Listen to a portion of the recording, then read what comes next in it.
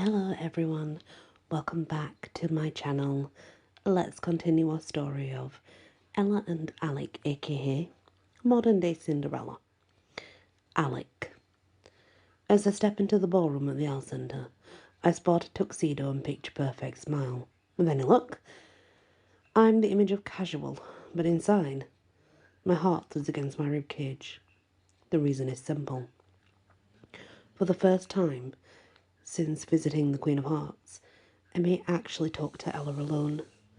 I scan the place and catalogue every detail. Is this my moment?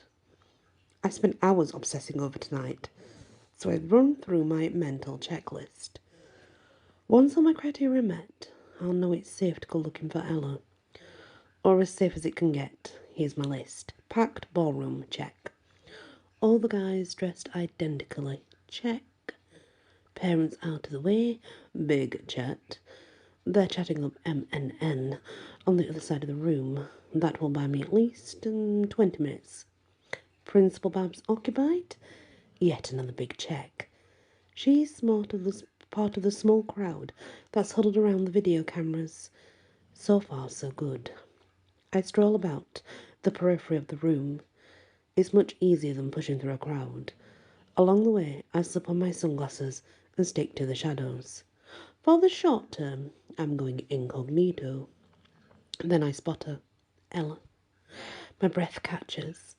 She stands on the balcony. Shock and elation churn through my system. It takes every ounce of control in me not to plough through the crowd and rush to her.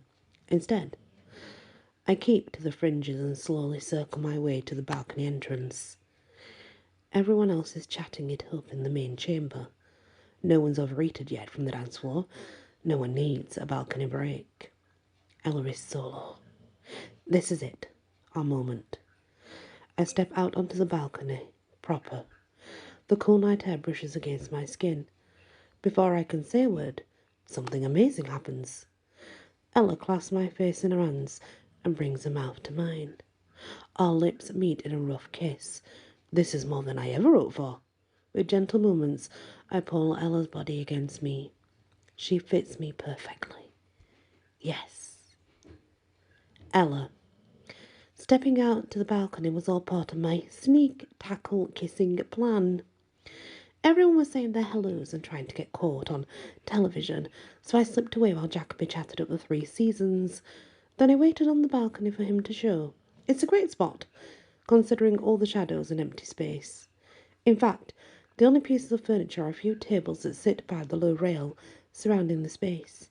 And nearby, some trees provide extra cover from passers-by. Perfect.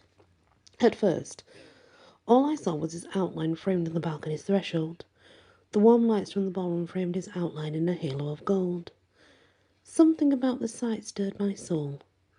Without another thought, I strolled up to Jacoby, cupped his face in my hands, and pulled him into a kiss. The moment our mouths met, an electric sensation charged across my skin, which brings me to right now. My soul feels on fire. Jacoby pulls me closer. Our bodies press together and wow, Jacoby is ripped. I knew it was built, but that's only because elves aren't normally super bulgy. Feeling him now, it's almost as if Jacoby is as big as... he's the same size as... I break the kiss. My heart sinks and soars, both at the same time. Sure enough, I haven't been kissing Jacoby. Someone else is here. Alec. The name comes out at a bare whisper. Ella. I bite my lower lip. How do I explain this? I thought you were... Don't say it. Alec's words are a low rumble. Kiss me again. It's not even a choice, really. Yes. I press my mouth to his and once more. Alec grips me round the waist, twirls me through the air and sets me atop a table nearby. It's the perfect height for me to wrap my legs around his waist, so that's exactly what I do. The press of his firm body against mine is intoxicating. My hands glide against the planes of his chest. It's like I can't touch him enough. A noise echoes in from the small patch of nearby trees. Meow. Excuse me. Meow. Alec and I stop kissing. Moving in unison, we turned to look at the nearby treetop. Sure enough, none other than Chesh sits in the branches. Hello. He grins his overlarge mouth before leaping off into the night. I looked at Halleck.